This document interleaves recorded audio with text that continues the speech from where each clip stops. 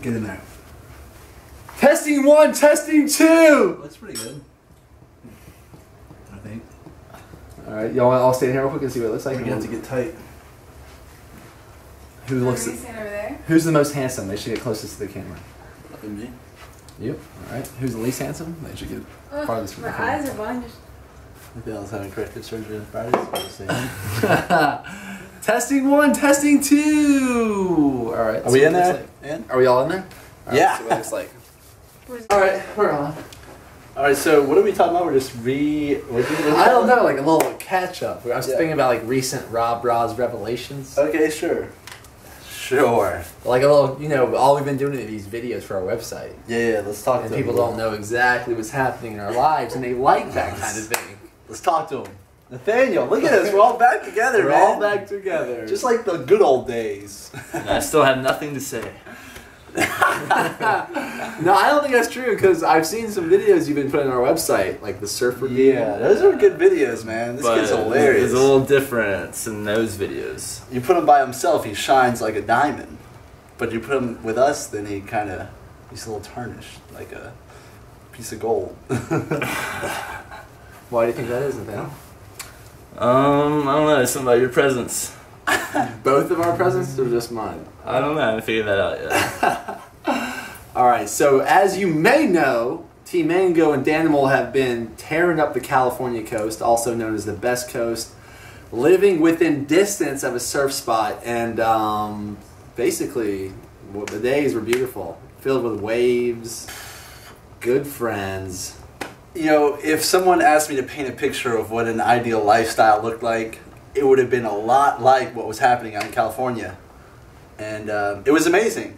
But you know what, guys? At the end of it, I was unable to absorb the joy that was radiating from that situation. And you know why I think that is? You know, sometimes the RawBrahs try to avoid the why because games, but because we're on camera, we'll play. Yeah, it's because I think I've basically had too much fun. I think it's like one of our friends recently told us, it's hard to show us a good time because we've had so many good times. So you know what I'm interested in right now is giving back a little bit. I want to go give back to the community, and that's what I'm here to do in Athens, Georgia. Seriously. Now, we're done with the why because how. The more important question, how do you plan on doing that? Well, I'm going to start by helping out a farmer that I really believe in. He has an amazing blueberry orchard, and he could use a helping hand. And I am going to be that hand for his help.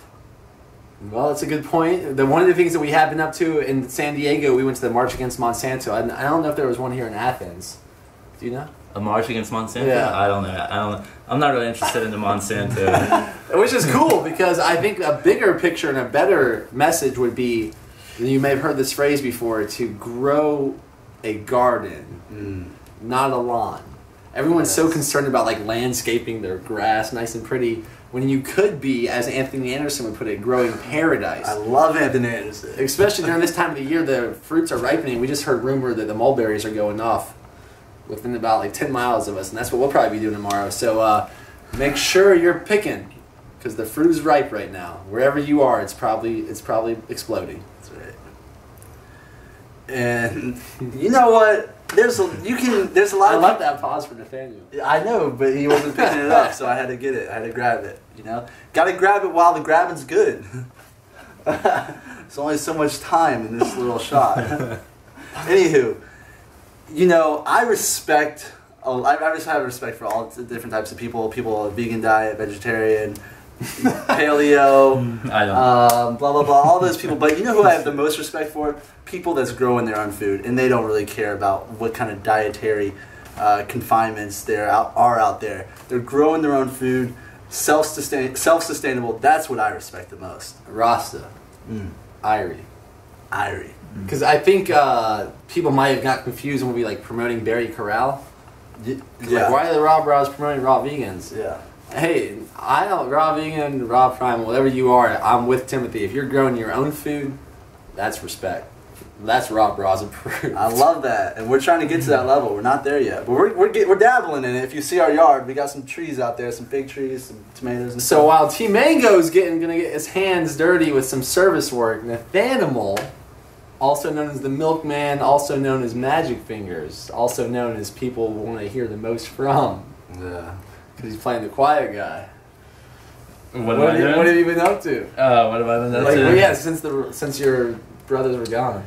Man, I haven't really been up to much. I've been back in Georgia with my family and been doing a lot of inner work, a lot of work on myself. Because like Edo says, what business do you have lifting weights outside of your body when you can't even handle your own body weight?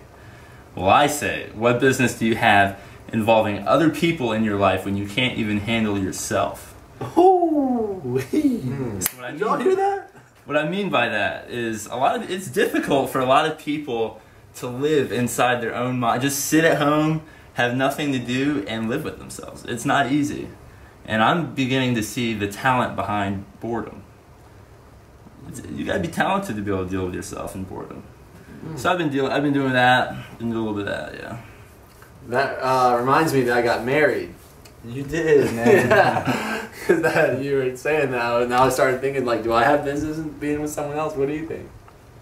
After that quote that just goes right to the heart.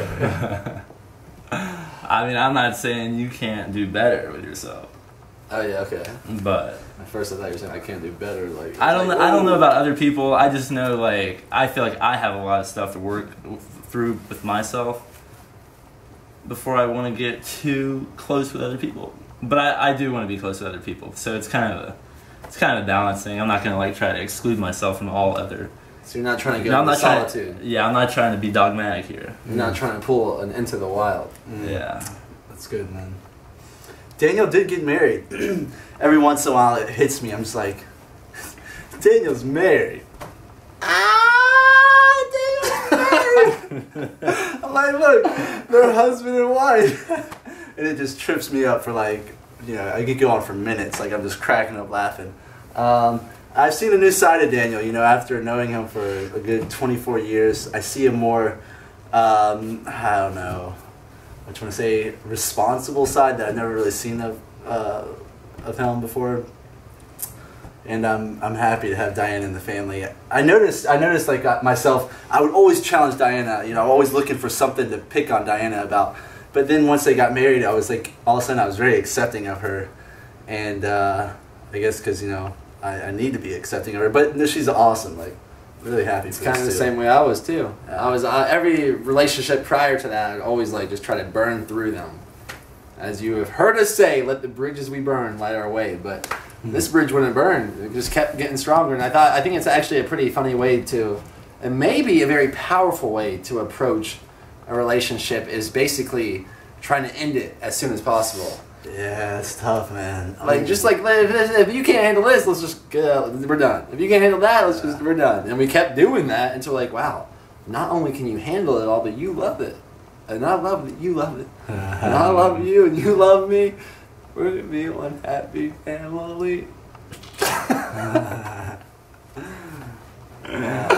Well, that camera's going to turn off. If you ever want to do a video check-in, you can just swing on by and just tell us, make sure it's still recording. But I think it is, because I think the lens would close. But on other recent RawBrahs revelations, we were talking a little bit about this tonight that you might find some interest in. When we were at the RawBrahs Ranch in Carlsbad, we were living with, I don't know, it would range from time to time, anywhere between like 7 and 10 people total, including our great neighbor, one of our new best friends, J.P. Sears. Sears, man, I miss you, brother. Whew. And we would have these crazy, like very intrusive, raw conversations on a nightly basis. And we would talk very openly about a lot of things. And that was awesome. I kind of got into this case study of how certain people evoke a universal emotion. Like, we would meet some people, and because we were talking so openly, we would be like, 8 out of 9 people like, yeah, you really annoy me. And we're like, wow, what is it about this person that really annoys you? You're like, yeah, I really don't like this person. I'm like, whoa, what is it about this person that we all don't like? I know it's a biased study. Maybe we're all so alike that we have similar thoughts and similar feelings. But I did come up with some new theories and revelations about what that might be. One being that a lot of times when there's a gap between the person of who they, I think I was telling this earlier, talking about this earlier, so it's fresh on the head, that I think humans, just like sharks, have a sixth sense. You know, sharks can feel Timothy with their eyes, ears, everything closed. They can feel Timothy move these muscles. They can feel the electricity sparking in his muscles, and they can feel that. That's why if you're ever around a shark, it might be a good idea just to play still. On another note, I think humans have a sixth sense of empathy. Kind of like I can look at Timothy and I can know what I can kind of feel what he's going through without him saying a word, without him doing a thing. I can kind of look at him and I can feel it. And I do think humans, if they can tap into that, I think we all have it. Some are better at tapping into it than others, have that sixth sense. And what it is sometimes when someone else is not acting and according to how they're feeling, it can kind of rub the other person the wrong way. It kind of throws us for a loop. Now, how do you act how you feel? I would say it takes a lot of practice. That's true, man. A lot. Because there's been a lot of cultural conditioning to basically teach us to do the exact opposite. To always play like you're happy and good and everything's fine and like everything. I like you. Thank you. That was a funny joke. Ha ha ha. Not funny. So. All right, now that was a big tangent. That makes sense to anyone. We might just cut that whole thing. Anyway, all right, here we go. We're moving on. Yeah, let's get off that one. Woo! Yeah, but you thought sitting around on a Thursday, Friday night watching your favorite television show was entertaining. Well, wait till you sit around a circle with the RawBrahs and experiment with revealing yourself to everyone. Now that's when things get really exciting. Embracing embarrassment. Wow. Pause again. You know what they say? I was reading up on some radical honesty stuff today, and the quote that's amazing is like, when you reveal more, you have less to hide. And when you have less to hide, you're less worried about being found out. When you're less worried about being found out, you can pay more attention to others. And that's where true intimacy occurs. And that's what we're all about. And I think that's where that's raw.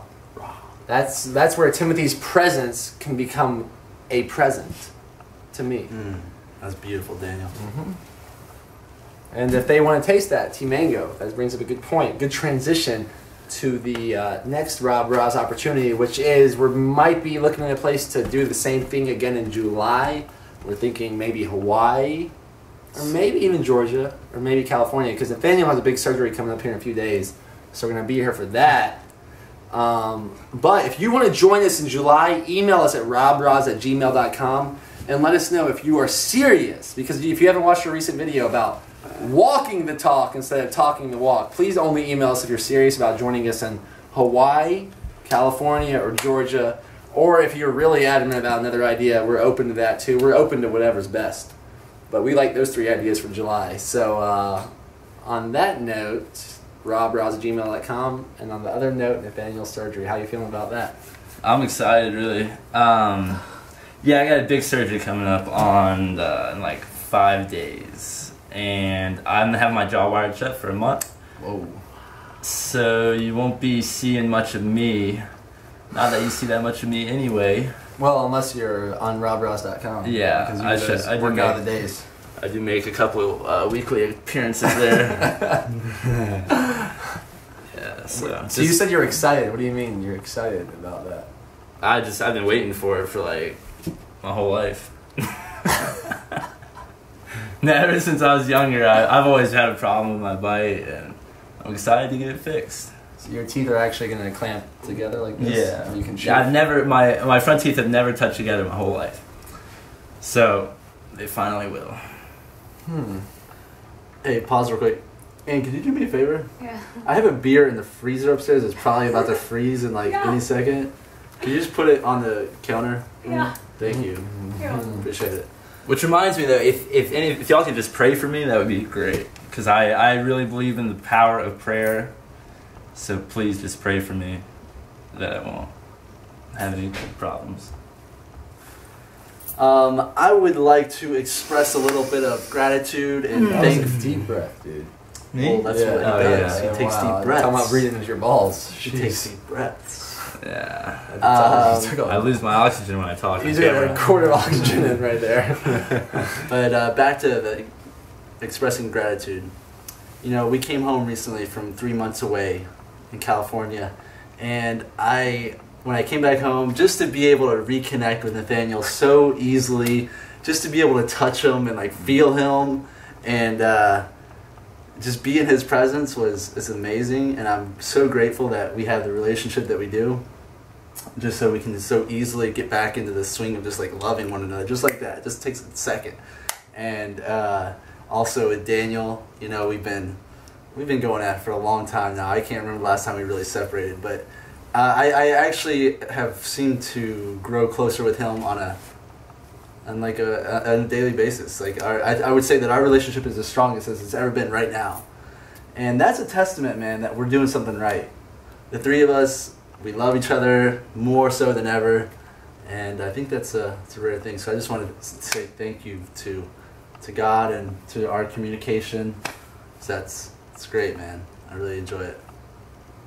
Yeah, and I would say a lot of that is because of how adamant we are about embracing our embarrassment and like diving headfirst into our insecurities and like those things where you say, no, let's don't go there. We go there. We go there day in and day out. I mean, even today, Nathaniel, their friend Ann is getting the beer out of the freezer right now. We can leave that in there. It's okay. Hey, we do like our beer, especially when it's made with local peaches from our local brewery. It's true. But Nathaniel even like told me that Ann thought I was like in a bad mood, and like, you know, Ann doesn't want to tell you this, but she probably doesn't want to go there. But I went there. I was like, yeah, I am. I went to her face to face, and I explained to her that I am in a bad mood, and that I did get mad at you for taking my ball when I was working out, and I am not proud of that. It's something I am not proud of. But you just so happen to be the victim of my irritability at the moment. That doesn't mean I don't like you. Can we explore this idea that I may have been mad unfairly? Can we explore that? Can you? Yeah, that Anne has been a testament to our releasing of honesty, because lately I've been experimenting with her. Like, you know, we've been hanging out recently, and sometimes I don't want to hang out with her. I don't know why. I don't even know what the reason is exactly, but she wants to hang out with me, and I say, I actually don't want to hang out with you. And I don't really have a reason for her. You know, she automatically she gets a little offended because, you know, or maybe not offended, but her feelings are hurt a little bit. But the thing is, I think this happens to all kind of people in relationships, but they either make an excuse like why they don't want to hang out, or, you know, they just make something up. But I would encourage you to, next time someone asks you if you want to hang out and you don't want to, just say no, I don't want to. And that's not being mean, it's just being honest. And people respect honesty. They do. And at first it might get them a little like, but at the end of the day, I think they will love you, for they know they can trust in your word. They can trust in what you're saying. And when I do want to hang out with her, she knows that I really want to hang out with her. That means so much to me. When people, the same thing. When I tell someone something that really knows me, they know this is some doctored up message. This is like what he actually means. Mm-hmm. And I'm happy that I have come to get a social group that respects what I have to say. That's true, man. And I understand not everyone's going to be able to accept that idea of me just being as blunt as that. But the truth is, if they can't accept it, it's not someone I want to be investing my time in. Life is too short. Speaking of someone that you want to invest your time with, man, I was just thinking about this. These two guys right here, with a very few others, but mostly these two guys right here, they fully know me. They know everything there is to know about me. I have absolutely nothing to hide from these guys. And you know what? It's the same way. It's vice versa. I know everything there is to know about these guys.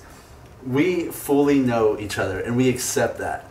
And I gotta tell you guys, you should experiment with the idea of being transparent with the people that you love. It's not realistic to do it with everyone, but the few people that are close to you in your life, it's a beautiful feeling, and I'm so grateful for that. I am so grateful that these two people, I have absolutely nothing to hide from them. Yeah, to be fully known, I think, is one of the healthiest things on earth. And the more maybe I would recommend a group of 5 people that you can be fully known around, because they say you become like the 5 people you hang out with. The 5 people you're closest with is who you become, so maybe 5 people. If you can become fully known and create this little subculture, this little group of people that are down with that, create that context of just being radically honest. If you haven't read the book by Brad Bland, plug him away, because I believe in the message. I don't believe in everything, but I believe in the context of this idea of being fully known, for sure. I think it's so healthy. You know, you call people it's funny, this is, like the idea of calling someone a tight ass, that is kind of what people go. We're the RawBrahs. We're the RawBrahs.